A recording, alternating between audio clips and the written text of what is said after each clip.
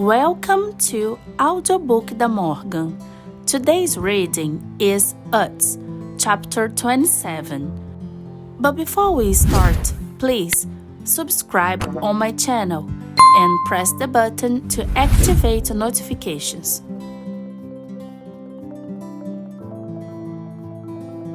Was one of those rare individuals who, throughout the Cold War, persisted in the illusion that the Iron Curtain was essentially flimsy. Because of his investments in the West and powers of persuasion that mystified both himself and the bureaucrats of Prague, he succeeded in keeping a foot in both camps. Year after year, he made the ritual pilgrimage to Vichy. By the end of April, his resentment against the regime rose to boiling point. For its incompetence, nothing more. He considered it common to complain of collectivization.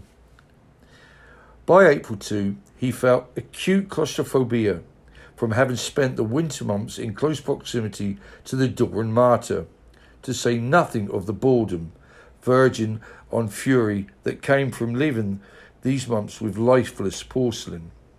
Before leaving, he would make a resolution never, ever to return, while at the same time making arrangements for his return, and would set off for Switzerland in the best of spirits. The journey was always the same: to Geneva for meetings with his bankers and antiquaire, on to Vichy, and to Vichy only to taste the waters, to breathe the fresh air of freedom that rapidly went stale, and order more expensive meals which would disgust him. He would then bolt for home like a man pursued by demons. One year he went to Paris for the weekend, but that completely upset his equilibrium. These arrangements suited no one except himself.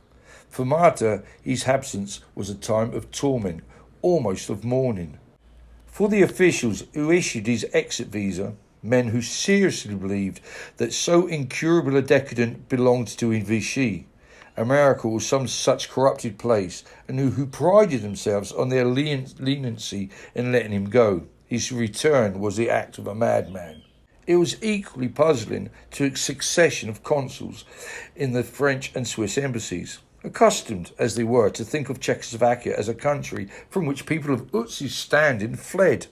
In an east-westerly direction, the idea that any normal person might prefer home to exile seemed excessively perverse, an act of ingratitude. Or was there some sinister motive? Was M. Utz a spy? No, he was not a spy.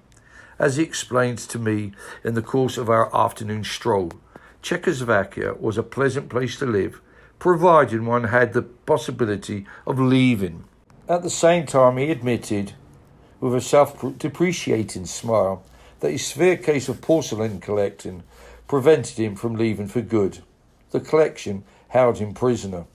And of course, it has ruined my life. That is now the end of chapter 26.